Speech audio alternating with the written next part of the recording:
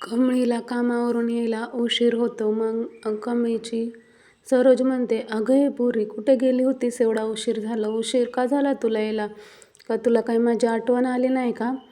आणि तू माझ्या गावाकडे घेऊन जाणार होती ना मला. कधी घेऊन जाणार आहे मग?" कमळी म्हणते, "तुम्हाला तुमच्या गावाचं नाव आठवते का?" मग ती सांगते, "सिद्धटेक आहे माझ्या गावाचं नाव." आणि अजून काय आठवतंय? मग ती थोडीशी माहिती देते. मग ती कमळी फळ्यावर लिहून ठेवते. का तर ती म्हणते की आईनं हे विसरायला नको म्हणून. मग कमळीला असं वाटतं की अशी माहिती सांगत सांगत ती एक दिवस आपल्या बाबाची माझे वडील कोण आहेत त्याची पण माहिती देऊ शकते. याचं डिस्कशन ती बंड्या आणि निंगीबरोबर करत असते. त्यानंतरनं अनिकाला समजतं की विजेता क्लासने कमळीला नेण्यासाठी 4 व्हीलर पाठवलेले असते. मग त्यासाठी अनिका म्हणते, "आता कमी नाही, मी जाणार विजेता क्लासेसमध्ये. मी लावणार विजेतेचा क्लास आणि सगळ्या होल्डिंगवरती माझेच फोटो दिसले पाहिजेत जिकडे झळकतात तिकडे." मग अनिका जाते तिकडे. अनिका जाते विजेता क्लासेसमध्ये आणि म्हणते की मला ॲडमिशन करायचं आहे. पण ते म्हणतात की इथले ॲडमिशन सगळे फुल झालेले आहेत. मग त्यानंतर ते विचारतात की एटीकेटीने अनिका पास झालेली असते. मग ते म्हणतात की मॅडम आमच्या क्रायटेरियामध्ये बसत नाही, आम्ही एटीकेटीवाल्या लोकांना घेत नाही ॲडमिशनमध्ये. मग अनिका खूप पैसे दाखवते त्यांना, सगळे पैसे दाखवते. नंतर दागिने म्हणते, ही माझ्या कारची किल्ली, पण मला इथेच ॲडमिशन घ्यायचं आहे.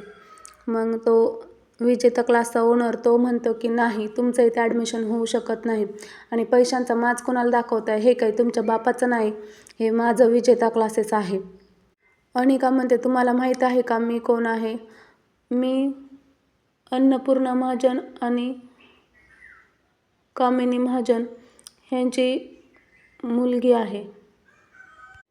यांची नात आहे आणि अन्नपूर्णा इंडस्ट्रीजची एकुलते एक वारीस आहे.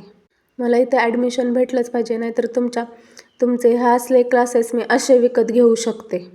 पण ते तिला ॲडमिशन द्यायला नकार देतात. मग ते म्हणतात जागा फुल झालेल्या आहेत. मग ती म्हणते, त्या कमळीला कसं काय ॲडमिशन भेटतंय इथं?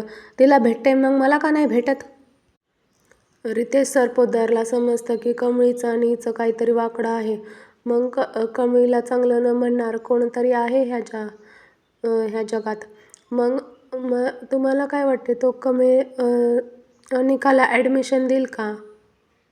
त्यानंतर पुढे अन्नपूर्णा कामिनी आजोबांच्या रूममध्ये जाते आणि आजोबांना खूप त्रास देते. त्यानंतर थोड्या वेळानंतर आजी येते, ते आजोबांशी बोलते, तुम्हाला कसं वाटतंय, काय विचारते, आता बरं वाटतंय ना? आणि मग ती म्हणते की मी आपल्या दागिन्यांमध्ये